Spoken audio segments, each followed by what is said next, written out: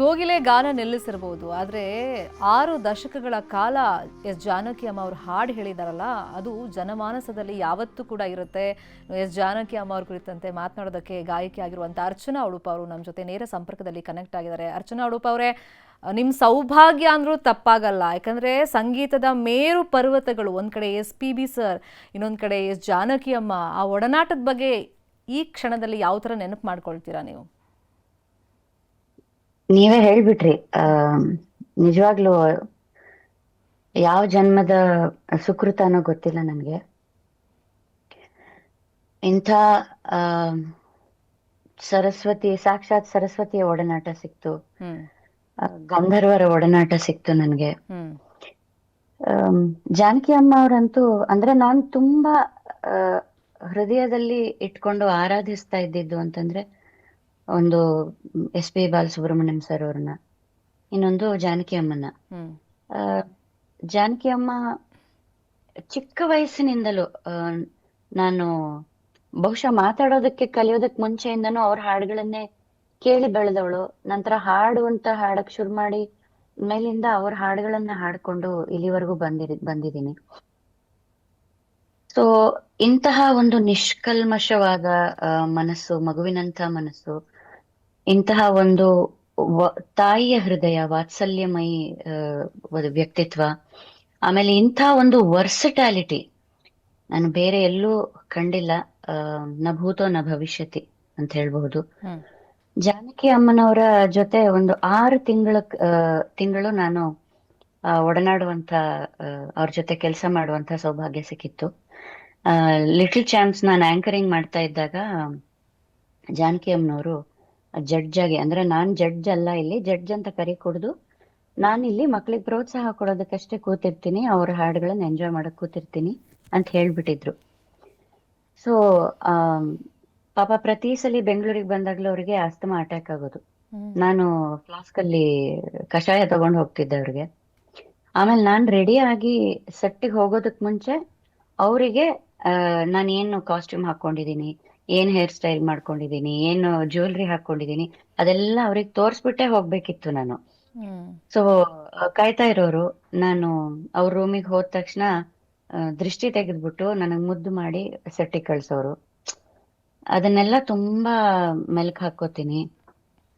ಆಮೇಲೆ ಏನು ಒಂದು ಲವಲೇಶವು, ಏನೋ ಒಂದು ಮನುಷ್ಯರು ಅಂದಾದ್ಮೇಲೆ ಏನೋ ಒಂದು ಯಾವ್ದೋ ಒಂದು ಸಣ್ಣ ಮಟ್ಟದ ಜಲಸಿನೋ, ಒಂದು ಕೋಪನೋ, ಏನೋ ಒಂದು ನೆಗೆಟಿವ್ ಸಣ್ಣದೊಂದು ಇದ್ದೇ ಇರುತ್ತೆ ಮನುಷ್ಯರ ಪ್ರತಿಯೊಬ್ಬರಲ್ಲೂ. ಆ ಥರದ್ ಏನೂ ಇಲ್ಲದೆ ಒಂದು ಸಾಧು ವಿರಾಗಿ, ಆ ತರ ಪ್ರತಿಯೊಬ್ಬರಿಗೂ ತೆರೆದ ತೋಳುಗಳಿಂದ ಪ್ರತಿಯೊಬ್ಬರನ್ನು ಆಲಂಗಿಸ್ಕೊಂಡು ಪ್ರತಿಯೊಬ್ಬರಿಗೂ ಅಷ್ಟೇ ಪ್ರೀತಿಯನ್ನು ಕೊಡುವಂತಹ, ಅವ್ರೇನ್ ಶ್ವೇತ ವಸ್ತ್ರಧಾರಿಯಾಗಿದ್ರು, ಅವ್ರ ಮನಸ್ಸು ಹಾಗೆ ನಿಷ್ಕಲ್ಮಶ, ಒಂದು ಬಿಳಿಯ ಬಣ್ಣ ಏನನ್ನ ಪ್ಯೂರಿಟಿಯನ್ನ ತೋರಿಸುತ್ತೆ, ಅಷ್ಟು ಪ್ಯೂರ್ ವ್ಯಕ್ತಿ ನಾನೆಲ್ಲೂ ನೋಡ್ಲಿಲ್ಲಪ್ಪ. ಅರ್ಚನಾ ಅವರೇ, ನಿಮ್ಮ ಪ್ಲೇ ಲಿಸ್ಟಲ್ಲಿ ಸುಮಾರು ಅವ್ರ ಫೇವ್ರೆಟ್ ಗೀತೆಗಳಿರುತ್ತೆ, ಹಿಟ್ ಗೀತೆಗಳಿರುತ್ತೆ ನನಗೆ ಗೊತ್ತು. ಆದರೆ ಈ ಸಂದರ್ಭದಲ್ಲಿ ಒಂದು ಗೀತ ನಮನ ಅಂತ ಅವ್ರಿಗೆ ಸಲ್ಲಿಕೆ ಮಾಡೋದಾದ್ರೆ ಯಾವ ಹಾಡು? ನೀವ್ ಹೇಳ್ದಾಗೆ ಅದು ತುಂಬಾ ಉದ್ದ, ಸಾವಿರಾರು ಹಾಡುಗಳಿದೆ. ನಾನು ಕೆಲವು ತಿಂಗಳ ಹಿಂದೆ ಮೈಸೂರಿಗೆ ಹೋಗಿದ್ದೆ ಅವ್ರನ್ನ ಭೇಟಿ ಮಾಡೋದಕ್ಕೆ. ಅವಾಗ 2 ಗಂಟೆಗಳ ಕಾಲ ನಿರರ್ಗಳವಾಗಿ ಮಾತು ಕತೆ ಹರಟೆ.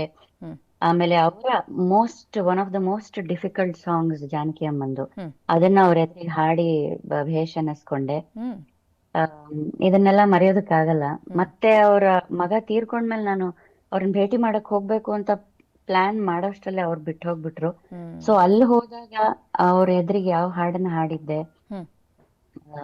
ಅದು ಮತ್ತೆ 1-2-3 ನನ್ನ ಫೇವ್ರೆಟ್ ಹಾಡುಗಳ ಒಂದೊಂದು ಸಾಲನ್ನ ಅವರಿಗೆ ದನಿ ಕಾಣಿಕೆಯಾಗಿ ಕೊಡ್ತೀನಿ, ವಿತ್ ಯೋರ್ ಪರ್ಮಿಷನ್. ಖಂಡಿತ. ಜಯ ಗೌರಿ ಜಗದೀಶ್ವರಿ, ಜಯ ಗೌರಿ ಜಗದೀಶ್ವರಿ, ಕಾವುದೆಮ್ಮ ಕಲಾಸಾಗರಿ, ಜಯ ಗೌರಿ ಜಗದೀಶ್ವರಿ, ಸುಖದ ಸ್ವಪ್ನಗಾನ ಎದೆಯ ಸಿತಾನ ಒಲವ ಭಾವವೀಣ ನೀನುಡಿಯೇ ನಾನುಡಿಯೇ ಅದುವೇ ಜೀವನ ಅದುವೇ ಜೀವನ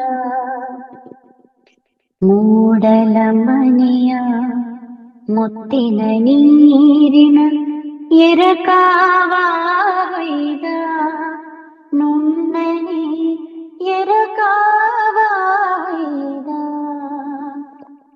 ನನ್ನೆದೆ ಕೋಗಿಲೆಯ ಒಲವಿನ ಪಲ್ಲವಿಯ ದನಿಯಲಿ ವಿನೂತನ ಜೀವ ಭಾವನಿ ತಂದೆ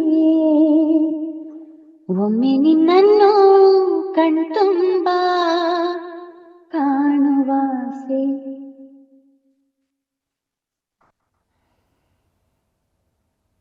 ಸಾರಿ. ಎಸ್, ಅರ್ಥ ಆಗುತ್ತೆ. ಯಾಕಂದ್ರೆ ತುಂಬ ಹತ್ತಿರದಿಂದ ಒಡನಾಟವನ್ನು ನೀವು ಇಟ್ಕೊಂಡಿರೋರು. ನೀವು ಅಂತ ಇದ್ರಿ, ಒಬ್ಬ ಮನುಷ್ಯ ಅಂದಮೇಲೆ ಹೇಳ್ತಾರಲ್ಲ, ಉಪ್ಪು ಹುಳಿ ಖಾರ ತಿನ್ನೋ ದೇಹ, ದ್ವೇಷ, ಅಸೂಯೆ, ಪ್ರೀತಿ ಅದೆಲ್ಲ ಸಮಾಗಮ ಇರುತ್ತೆ ಒಬ್ಬ ವ್ಯಕ್ತಿ ಅಂದಮೇಲೆ. ಜಾನಕಮ್ಮ ಅವರು ಸರಳ ವ್ಯಕ್ತಿತ್ವ, ತುಂಬ ಪ್ರೀತಿಯಿಂದ ಮಾತಾಡೋದು, ಯಾರ ಹತ್ರನೂ ದ್ವೇಷ ಕಟ್ಕೊಂಡಿರಲಿಲ್ಲ, ಒಂಥರ ಅಜಾತ ಶತ್ರು ರೀತಿ. ನೀವು ಕಲ್ತಿದ್ದೇನು ಅವರಿಂದ, ಅರ್ಚನಾ ಉಡುಪ ಅವರೇ? ಹೇಗೆ ಮನಸ್ಸನ್ನ ಮಗುವಿನಂತೆ ಇಟ್ಕೋಬೇಕು ನಿಷ್ಕಲ್ಮಶವಾಗಿ.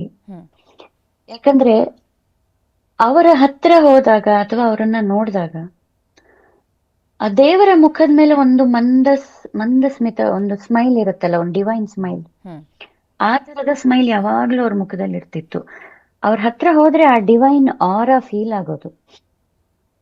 ಸೊ ನಾವು ಮನಸ್ಸನ್ನ ಎಷ್ಟು ಪರಿಶುದ್ಧವಾಗಿ ಇಟ್ಕೋತೀವಿ, ಅದು ನಮ್ಮ ಮುಖದ ಮೇಲೆ, ನಮ್ಮ ವ್ಯಕ್ತಿತ್ವದಲ್ಲಿ, ಹೊರಗಡೆ 4 ಜನಕ್ಕೆ, ನಮ್ಮ ಹತ್ರದಲ್ಲಿ ಯಾರು ಬರ್ತಾರೋ ಅವ್ರಿಗೆಲ್ಲರಿಗೂ ಅದು ಭಾಸವಾಗುತ್ತೆ.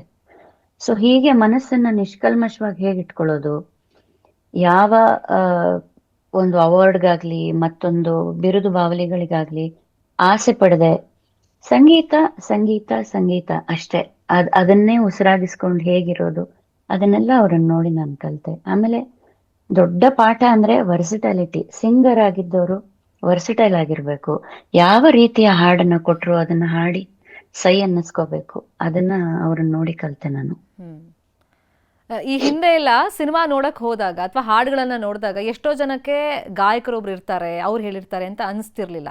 ಮತ್ತೆ ಆ ಥರದೊಂದು ಕಾನ್ಸೆಪ್ಟು ಅವ್ರಿಗೆ ಗೊತ್ತಿರ್ತಿರ್ಲಿಲ್ಲ. ಅಂದರೆ ಅಷ್ಟು ಟೆಕ್ನಾಲಜಿ ಎಲ್ಲ ಇಂಪ್ರೂವ್ ಆಗಿರಲಿಲ್ಲ. ಈಗ ಯಾರು ಹೇಳ್ತಾರೆ ಅಂತೆಲ್ಲ ಈಸಿಯಾಗಿ ಗೊತ್ತಾಗ್ಬಿಡುತ್ತೆ. ಸೊ ಅವಾಗ ಯಾವ ಹೀರೋಯಿನ್ನು ಹಾಡು ಹೇಳ್ತಾ ಇದ್ರು ಕೂಡ ಅವರೇ ಹೇಳ್ತಿದ್ದಾರೆ ಅನ್ನೋ ಒಂದು ರೀತಿ ಭಾವನೆ ಜನರಿಗೆ ಬರ್ತಾ ಇತ್ತು. ಅಷ್ಟರ ಮಟ್ಟಿಗೆ ತಲ್ಲೀನತೆ, ಸಂಗೀತದ ಮೇಲೆ ಸಮರ್ಪಣಾ ಭಾವನೆ, ಮತ್ತು ಯಾವ ಹೀರೋಯಿನ್ಗೆ ಹೆಂಗೆ ಹಾಡು ಹೇಳಬೇಕು, ಅದು ಯಾವ ಥರ ಸೂಟ್ ಆಗಬೇಕು ಅನ್ನೋದು. ನೀವು ಹೇಳ್ದಂಗೆ ಒಂದು ಎಕ್ಸ್ಪ್ರೆಷನ್ ಇರ್ಬೋದಲ್ಲ ಹಾಡುಗಳಿಗೆ, ಅಥವಾ ವಾಯ್ಸ್ ಚೇಂಜ್ ಮಾಡ್ಕೊಳ್ಳೋದಿರ್ಬೋದಲ್ಲ. ಸೊ ಅದ್ರ ಬಗ್ಗೆ ಏನು ಹೇಳ್ತೀರಾ? ಅದೇ ಆ ರೀತಿಯ ನಾನು ಹೇಳಿದ್ನಲ್ಲ ವರ್ಸಿಟಾಲಿಟಿ ಅಂತ. ಆಮೇಲೆ ಇದು ಬಹುಶಃ ಎಲ್ಲ ನಟಿಯರು ಈ ಮಾತನ್ನ ಹೇಳಿದ್ದಾರೆ. ಜಾನಕಿ ಅಮ್ಮನವರು ಹಾಡ್ಬಿಟ್ಟಾದ್ಮೇಲೆ ನಮ್ಮ ಕೆಲ್ಸ ಬಹಳ ಸುಲಭ ಆಗತ್ತೆ. ಅವ್ರು ಅದ್ರಲ್ಲಿ ಎಷ್ಟು ಭಾವನೆಗಳನ್ನ ತುಂಬಿಟ್ಟಿದ್ದಾರೆ ಅಂದ್ರೆ ನಮ್ಗೆ ಆಕ್ಟ್ ಮಾಡೋದಕ್ಕೆ ನಮ್ಗೆ ಏನು ಅದು ಚಾಲೆಂಜಿಂಗ್ ಅಂತ ಅನ್ಸೋದೇ ಇಲ್ಲ. ನಮ್ ಕೆಲ್ಸ ಈಸಿ ಮಾಡ್ಬಿಡ್ತಾರೆ ಇವರು ಅಂತ. ಸೊ ಈ ರೀತಿ ಜೂಲಿ ಲಕ್ಷ್ಮಿ ಅವರಾಗಿರ್ಬಹುದು, ಆರತಿ ಅವರಾಗಿರ್ಬಹುದು, ಭಾರತಿ ಅವರಾಗಿರ್ಬಹುದು, ಇವರೆಲ್ಲರೂ ಅವರು ಎನಾಕ್ಟ್ ಮಾಡ್ತಾ ಇದ್ರೆ ಅವರೇ ಹಾಡ್ತಿದಾರೇನೋ ಅಂತ ಅನ್ಸೋಷ್ಟು ಚಂದ ಹಾಡ್ಬಿಡೋರು. ಆಮೇಲೆ ನೀವು ಲೈವ್ ನೋಡಿದ್ರೆ ತುಂಬಾ ಆಶ್ಚರ್ಯ ಅನ್ಸುತ್ತೆ. ಅವರು ಸ್ಟ್ಯಾಚ್ಯೂ ತರ ನಿಂತ್ಕೊಂಡು ಹಾಡ್ತಿರ್ತಾರೆ. ಕೈಯಲ್ಲಾಗ್ಲಿ ಮುಖದಲ್ಲಾಗ್ಲಿ ಒಂದು ಹಾವಭಾವ ಆಗ್ಲಿ, ಒಂದು ಈಗ ನಾವೇನೋ ಹೈ ಪಿಚ್ ಹಾಡ್ಬೇಕು ಅಂದ್ರೆ ಒಂಚೂರು ಹಿಂಗೇನೋ ಒಂದು ಹೋಗುತ್ತೆ, ನಮ್ಗೆ ಹುಬ್ಬು ಗಂಟಾಗತ್ತೆ, ಕಣ್ ಮುಚ್ತೀವಿ, ಏನೋ ಒಂದ್ ಆಗತ್ತೆ. ಇವರು ಸ್ಟ್ಯಾಚ್ಯೂ ನಿಂತ್ಕೊಂಡಿರ್ತಾರೆ. ಬಾಯಿ ತೆಗೆದ ಕೂಡ್ಲೆ ಆ ನವರಸಗಳು, ಆ ಸಪ್ತಸ್ವರಗಳು ಏನು ನಿರರ್ಗಳವಾಗಿ ಬರುತ್ತೆ ಅಂದ್ರೆ ಇವರೇ ಹಾಡ್ತಿರೋದಾ ಅಂದ್ರೆ ನನಗನ್ಸತ್ತೆ. ಈಗ ಏನು AI ಎಲ್ಲ ಬಂದಿದೆ, ಆ AI ಅನ್ನೋದು ಜಾನಕಿ ಅಮ್ಮನವ್ರ ಧ್ವನಿಯಲ್ಲೇ ಮೊದ್ಲೇ ದೇವ್ರ ಮಾಡಿ ಕಳಿಸ್ಬಿಟ್ಟಿದ್ದ ಅಂತ ಅನ್ಸುತ್ತೆ. ಅಂತ ಒಂದು ಅದ್ಭುತವಾದ ಗಾಯಕಿಯವರು. ಅಂದರೆ ಕರ್ನಾಟಕದ ಮೇಲೆ, ಕನ್ನಡದ ಮೇಲೆ ಅವ್ರ ಒಲವಿನ ಬಗ್ಗೆ ನೋಡಿ, 20ಕ್ಕೂ ಹೆಚ್ಚು ಭಾಷೆಗಳಲ್ಲಿ ಅವ್ರು ಹೇಳಿರ್ಬೋದು, ಸಾವಿರಾರು ಗೀತೆ ಹೇಳಿದ್ದಾರೆ. ಆದರೆ ಕನ್ನಡದ ಮೇಲೆ ಒಂದು ವಿಶೇಷವಾದಂಥ ಅಭಿಮಾನ, ಪ್ರೀತಿ, ಕರ್ನಾಟಕದ ಬಗ್ಗೆ, ಅದರಲ್ಲೂ ಮೈಸೂರಿನ ಬಗ್ಗೆ ವಿಶೇಷವಾದಂಥ ಅಭಿಮಾನ. ಈ ಬಗ್ಗೆ ಚರ್ಚೆಗಳಾಗ್ತಿತ್ತಾ ನೀವು ಭೇಟಿ ಮಾಡಿದಾಗ? ಆ ಚರ್ಚೆ ಅಂತ ಆಗ್ತಿರ್ಲಿಲ್ಲ, ಬಟ್ ಅವರು ತುಂಬಾ ಅದ್ಭುತವಾಗಿ ಕನ್ನಡ ಮಾತಾಡೋರು, ಅದ್ರಲ್ಲಿ ಗೊತ್ತಾಗ್ತಿತ್ತು. ತುಂಬಾ ಚೆನ್ನಾಗಿ, ಅಂದ್ರೆ ಆ ಇಂಗ್ಲಿಷ್ ಅನ್ನು ಬಳಸದೆ ಮಾತಾಡ್ತಿದ್ರು. ನಾವೇ ಎಷ್ಟೊಂದ್ಸಲಿ ಮಧ್ಯ ಕೆಲವು ಪದಗಳು ಬಳಸ್ಬಿಡ್ತೀವಿ. ಅವರು ಮತ್ತೆ ಬಾಲು ಸರ್ ಇಬ್ರುನು ಇಂಗ್ಲಿಷ್ ಪದ ಬಳಕೆ ಮಾಡ್ದೇನೆ ಅಷ್ಟು ಪರಿಶುದ್ಧವಾದ ಕನ್ನಡ ಮಾತಾಡೋರು. ಆಮೇಲೆ ಅವ್ರಿಗೆ ನಮ್ಮ ನೆಲದ ಮೇಲೆ ಇದ್ದ ಪ್ರೀತಿಯನ್ನ ತೋರ್ಸೋದಕ್ಕೆ ಇದಕ್ಕಿಂತ ದೊಡ್ಡ ಎಕ್ಸಾಂಪಲ್ ಬೇಕಿಲ್ಲ. ಯಾಕಂದ್ರೆ ಅವರು ಕೊನೆಯ ದಿನಗಳಲ್ಲಿ ಬಹಳ ವರ್ಷಗಳಿಂದ ಮೈಸೂರನ್ನು ತುಂಬಾ ಇಷ್ಟಪಟ್ಟು ತುಂಬಾ ಮೆಚ್ಕೊಂಡು ಅಲ್ಲೇ ಬಂದಿದ್ರು. ಆಮೇಲೆ ನೋಡಿ, ಅವರು ಕೊನೆ ಉಸಿರೆಳ್ದಿದ್ದು ನಮ್ಮ ನಾಡಲ್ಲೇನೆ. ಹೌದು. ಸೊ ಇದು ಎಂತ ಒಂದು ಕಾಕತಾಳೀಯ ಅಂತ ಅನ್ಸತ್ತೆ. ಸೊ ಇದು ನಾವು ಪಡ್ಕೊಂಡ್ ಬಂದಿದ್ದು, ನಮ್ಮ ನಾಡು ಪಡ್ಕೊಂಡ್ ಬಂದಿದ್ದು ಅಂತ ಅನ್ಸುತ್ತೆ. ಇನ್ನು ಇವರಿಬ್ಬರ ಜೋಡಿಯನ್ನು ನೀವು ನೋಡಿರೋರು, ಹಾಡುಗಳನ್ನು ನಾವು ಕೇಳಿ ಎಂಜಾಯ್ ಮಾಡಿದ್ದೀವಿ. ನೀವು ಇಬ್ಬರನ್ನು ಮಾತಾಡ್ಸಿದ್ದೀರಾ, ಹತ್ರದಿಂದ ನೋಡಿದ್ದೀರಾ ಬಹಳಷ್ಟು ವರ್ಷಗಳ ಕಾಲ. ಒಂದು SPB ಸರು, ಮತ್ತೊಂದು S ಜಾನಕಿ ಅಮ್ಮ. ಅವರಿಬ್ಬರು ಕಾಂಬಿನೇಷನ್ ಇದೆಯಲ್ಲ, ಸಾಕಷ್ಟು ಹಿಟ್ ಗೀತೆಗಳನ್ನು ಕೊಟ್ಟಿದೆ. ಹಾಗಾಗಿ ಅವರಿಬ್ಬರು ಹಾಡುಗಳ ಬಗ್ಗೆ ಅವರಿಬ್ಬರು ಚರ್ಚೆಗಳು ಮಾಡಿದ್ದು, ಅಥವಾ ನಿಮ್ಮ ಹತ್ರ ಆ ಒಪಿನಿಯನನ್ನು ಹೇಳ್ಕೊಂಡಿದ್ದು, ಆ ದಿನಗಳ ಬಗ್ಗೆ, ಎಕ್ಸ್ಪೀರಿಯನ್ಸ್ ಬಗ್ಗೆ ಅದೇನಾದ್ರು ನೆನಪುಗಳಿದೆಯಾ? ಅಂದ್ರೆ ಬಾಲು ಸರ್ ಹೇಳ್ಕೊಳ್ಳೋರು. ಬಾಲು ಸರ್ ಹೇಳೋರು ಯಾವಾಗ್ಲೂ, it's a treat to stand next to her and sing ಅಂತ ಹೇಳ್ತಾ ಇರ್ತಿದ್ರು. ಆಮೇಲೆ ಅವ್ರು ತುಂಬಾ ಕಿತಾಪತಿ ಮಾಡ್ತಾ ಇದ್ರು ಜಾನಕಿ ಅಮ್ಮನವ್ರು. ಅಂದ್ರೆ ಜಾನಕಿ ಅಮ್ಮನವ್ರು ಯಾವಾಗ್ಲೂ ಹೇಳೋರು ಅಂದ್ರೆ, ಬಾಲು ಸರ್ ನನ್ ಮಗ ಇದ್ದ ಹಾಗೆ ಅಂತ ಹೇಳೋರು, ಅಷ್ಟು ಪ್ರೀತಿಯಿಂದ ಕಾಣೋರು. ಅಂಡ್ ಬಾಲು ಸರ್ ಕೂಡ ತಾಯಿಯ ಸ್ಥಾನದಲ್ಲೇ ಇಟ್ಟು ನೋಡ್ತಿದ್ರು. ಹಾಗಾಗಿ ಆ ಒಂದು, ಆಮೇಲೆ ಅವರ ಸಾವಿರಾರು ಹಾಡುಗಳನ್ನ ಹಾಡ್ಬಿಟ್ಟಿದ್ದಾರೆ ಒಟ್ಟಿಗೆ, ಎಲ್ಲ ಸೂಪರ್ ಹಿಟ್. ಸೊ ಅವರು ಸ್ಟೇಜ್ ಮೇಲೆ ಹಾಡುವಾಗ ಇವ್ರೇನೋ ತರ್ಲೆ ಮಾಡೋದು, ಕಿತಾಪತಿ ಮಾಡೋದು, ಇವರು ಮೈಕಲ್ಲೇ ಅವ್ರಿಗೇನೋ ಮಕ್ಳಿಗೆ ಬೈದ ಹಾಗೇನೋ ಒಂದು ಬೈಯೋದಾಗ್ಲಿ, ನೀ ಸುಮ್ನೆ ಇರು, ನೀನು ನನಗೂ ಹಾಡಕ್ ಬಿಡದೆ ನಗಿಸ್ತೀಯ ನೀನ್ ನನಗೆ ಅಂತ ಹೇಳೋದು, ಈ ತರದ್ದೆಲ್ಲ ಹೇಳೋರು ಬಾಲು ಸರ್ ನನ್ಗೆ. ಸೊ ಕಾಣಬಹುದು, ಎರಡು ದಿಗ್ಗಜರು, ಎರಡು ಜೈಗ್ಯಾಂಟಿಕ್ ಏನು ಗಂಧರ್ವರಿಬ್ರು, ಅವರು ಹೇಗೆ ಸ್ಟೇಜ್ ಮೇಲೆ ಬಂದಾಗ ಅಥವಾ ಒಟ್ಟಿಗೆ ಹಾಡುವಾಗ ಹೇಗೆ ಆ ಹೆಲ್ದಿ ಒಂದು ರಿಲೇಶನ್ಶಿಪ್ ಆಗ್ಲಿ, ಆಮೇಲೆ ಅವರ ಮನಸ್ಸಿನ ಒಂದು ಆ ಮಗುವನ್ನ ಅವ್ರ ವೇದಿಕೆ ಮೇಲೆ ತರ್ತಾ ಇದ್ರು. ಇದೆಲ್ಲದ್ರಿಂದ ನಾವು ನೋಡಿ ಕಲಿಯುವಂತದ್ದು ತುಂಬಾ ಇದೆ, ಈಗಿನ ಪೀಳಿಗೆಯವರಾಗ್ಲಿ ಮುಂಬರುವ ಪೀಳಿಗೆಯವರಾಗ್ಲಿ. ಖಂಡಿತ. ನಾವಾಯ್ತು ನಮ್ ಕೆಲ್ಸ ಆಯ್ತು ಅಂತ ಇರ್ತೀವಿ, ಬಟ್ ಆ ಒಂದು ಬಾಂಧವ್ಯ ಬಹಳ ಮುಖ್ಯ ಆಗುತ್ತೆ, ಒಂದು ಹೆಲ್ದಿ ಬಾಂಧವ್ಯ. ಇದನ್ನೆಲ್ಲ ನೋಡ್ ಕಲಿಬೇಕು. ಅದೊಂದು ಸಂಗೀತದ ಕುಟುಂಬ ಅಂತ ಬರುತ್ತಲ್ಲ. ನಂಗೊಂದು ಕ್ಯೂರಿಯಾಸಿಟಿ ಇದೆ ಅರ್ಚನಾ ಉಡುಪ ಅವರೇ, ಈಗ ಏನೇ ಆದ್ರೂ ನಮ್ಮ ಮಾತೃಭಾಷೆಗೆ ನಾವು ಬೆಲೆ ಕೊಟ್ಟೇ ಕೊಡ್ತೀವಿ. ಇವರು ಸುಮಾರು ಲ್ಯಾಂಗ್ವೇಜಸ್ಸಲ್ಲಿ ಹೇಳ್ತಾ ಇದ್ರು, ಕನ್ನಡ ಅಂದರೆ ಇಷ್ಟಪಡ್ತಾ ಇದ್ರು. ಅವ್ರಿಗೆ ಕನ್ನಡ ಬರೆಯೋಕ್ಕೆ ಬರ್ತಾ ಇತ್ತಾ, ಮತ್ತು ಕನ್ನಡ ಹಾಡುಗಳನ್ನು ಕನ್ನಡದಲ್ಲೇ ಓದಕ್ಕೆ ಬರ್ತಾ ಇತ್ತ ಅವ್ರಿಗೆ ಹಾಡಕ್ಕೆ, ಅಥವಾ ಯಾವ ಭಾಷೆಯಲ್ಲಿ ಬರ್ಕೊಂಡು ಹೇಳ್ತಾ ಇದ್ರು? ಅದೇನಾದರೂ ಐಡಿಯಾ ಇದೆ ನಿಮಗೆ? ನನಗ್ ಗೊತ್ತಿರೋ ಪ್ರಕಾರ ಅವರು ತೆಲುಗು ಅಥವಾ ತಮಿಳ್ನಲ್ಲಿ ಬರ್ಕೋತಾ ಇದ್ರು. ಬಹುಶಃ ತಮಿಳಲ್ಲಿ ಬರ್ಕೋತಾ ಇದ್ರು ಅನ್ಸುತ್ತೆ. ಬಟ್ ಅವರು ಕನ್ನಡ ಮಾತಂತೂ ತುಂಬಾ ಚೆನ್ನಾಗಿ ಆಡ್ತಿದ್ರು. ಕನ್ನಡ ಬರೆಯಕ್ ಬರ್ತಿತ್ತೋ ಇಲ್ವೋ ನನಗೆ ಅದ್ರ ಬಗ್ಗೆ ಹೆಚ್ಚು ಮಾಹಿತಿ ಇಲ್ಲ. ಬಾಲು ಸರ್ ಅಗಲಿಕೆ ಆದ್ಮೇಲೆ ಭೇಟಿ ಮಾಡಿದ್ರ ನೀವು ಇವ್ರನ್ನ? ಅಂದ್ರೆ ತನ್ನ ಫ್ಯಾಮಿಲಿ ಮೆಂಬರ್ಸ್ ಅಲ್ಲಿ ಮಗನನ್ನ ಕಳ್ಕೊಂಡ್ಮೇಲೆ ತೀವ್ರವಾಗಿ ಮಾನಸಿಕ ಒಂಥರ ತೊಳಲಾಟದಲ್ಲಿ ಅವರಿದ್ರು, ಖಿನ್ನತೆಗೆ ಒಳಗಾಗಿದ್ರು ಅಂತಲೂ ನಮಗೆ ಮಾಹಿತಿ ಇತ್ತು. ಬಾಲು ಸರ್ ಅಗಲಿಕೆ ಆದ್ಮೇಲೆ ಏನಾದ್ರು ಭೇಟಿ ಮಾಡಿದ್ರ ನೀವು? ಅವ್ರ ಮಾನಸಿಕ ಸ್ಥಿತಿ ಬಗ್ಗೆ ಏನಾದ್ರು ಗೊತ್ತಿತ್ತಾ? ಬಾಲು ಸರ್ ಅಗಲಿಕೆ ನಂತರ ನಾನು ಅವ್ರನ್ನ ತುಂಬಾ ಗ್ಯಾಪ್ ನಂತರ ಮೀಟ್ ಮಾಡಿದ್ದು. ಬಟ್ ಅವರು ಬೇಜಾರ್ನಲ್ಲಿ ಹೇಳ್ಕೊಂಡಿದ್ದಿದ್ದು ಹೌದು, ನನ್ಕಿಂತ ಮುಂಚೆ ಹೋಗ್ಬಿಟ್ಟ ಅಂತ ಒಂದು ಏಕವಚನದಲ್ಲಿ ಅವರು ತುಂಬಾ ಬೇಜಾರಿಂದ ಹೇಳ್ಕೊಂಡ್ರು. ನನ್ ಮಗನ್ ತರ ಇದ್ದವನು ತುಂಬಾ ಬೇಗ ಹೋಗ್ಬಿಟ್ಟ, ನನ್ಕಿಂತ ಮುಂಚೆ ಹೋಗ್ಬಿಟ್ಟ ಅಂತ ಬೇಜಾರ್ನಲ್ಲಿ ಹೇಳೋರು. ಬಟ್ ಅವರ ಮಗ ತೀರ್ಕೊಂಡ್ಮೇಲಂತೂ ಅವರು ತುಂಬಾ ಖಿನ್ನತೆಲಿದ್ರು. ನಾನು ಅದೇ ಹೋಗ್ಬೇಕು ಅಂತ ಪ್ಲಾನಿಂಗ್ ಮಾಡೋಷ್ಟ್ರಲ್ಲಿ ಮತ್ತೊಂದ್ಸಲಿ ಹೋಗಿ ಅವ್ರನ್ನ ಭೇಟಿ ಮಾಡ್ಬೇಕು, ಆ ಅಂತ ಪ್ಲಾನ್ ಮಾಡೋಷ್ಟ್ರಲ್ಲಿ ಅವರು ನಮ್ಮನ್ ಬಿಟ್ಟು ಹೋಗ್ಬಿಟ್ರು. ಅದೊಂದು ಹ್ಮ್. ಕೊರಗು ನನ್ನ ಮನ್ಸಿನಲ್ಲಿ ಸದಾಕಾಲ ಉಳಿದ್ಬಿಡುತ್ತೆ. ಕೆಲವೊಂದು ಕ್ಷಣಗಳೇ ಹಾಗನ್ಸುತ್ತೆ.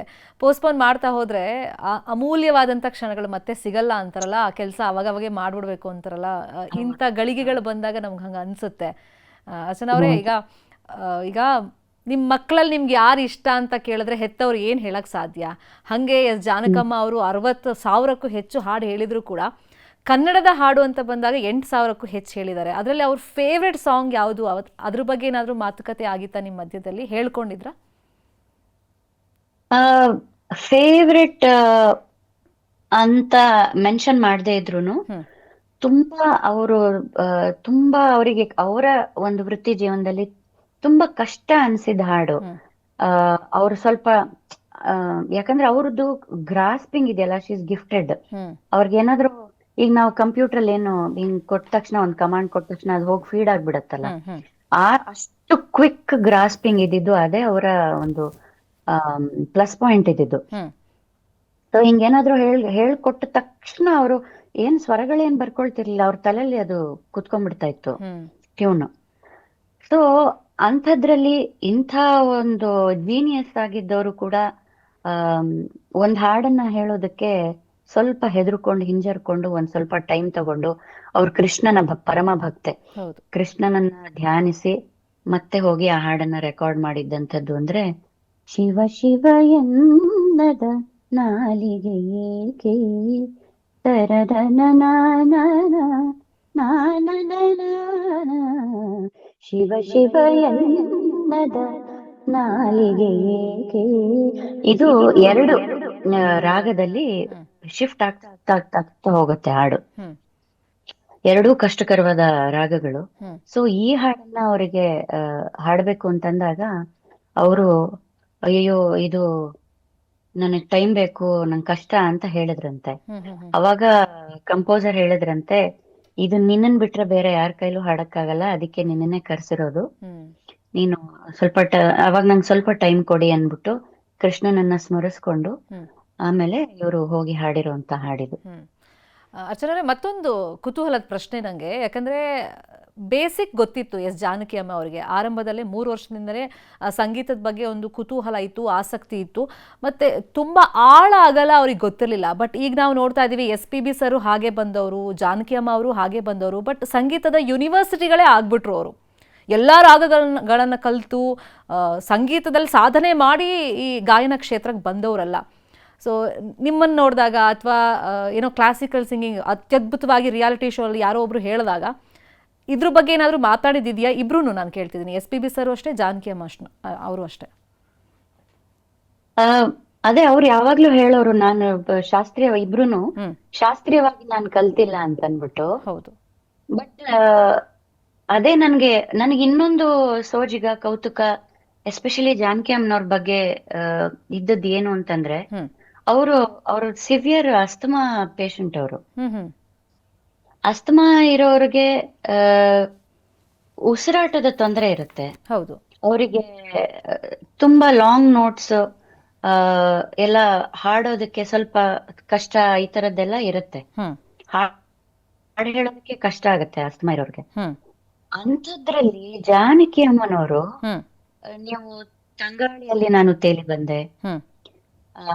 ಆಮೇಲೆ ಇನ್ ಕೆಲವು ಡ್ಯೂಯೆಟ್ಸ್ ಎಲ್ಲ ಇದಾವೆ, ನಂಗೆ ತಕ್ಷಣಕ್ಕೆ ನೆನ್ಪು ಬರ್ತಾ ಇಲ್ಲ. ಹ್ಮ್. ಈ ಹಾಡುಗಳಲ್ಲಿ ಅವರು 2-3 ಲೈನ್ ಹ್ಮ್. ಎಲ್ಲೂ ಉಸಿರು ತಗೊಳ್ದೆ ಹ್ಮ್. ಒಂದೇ ಉಸಿರಿನಲ್ಲಿ ಹಾಡಿರುವಂತದ್ದಿದೆ. ಹ್ಮ್.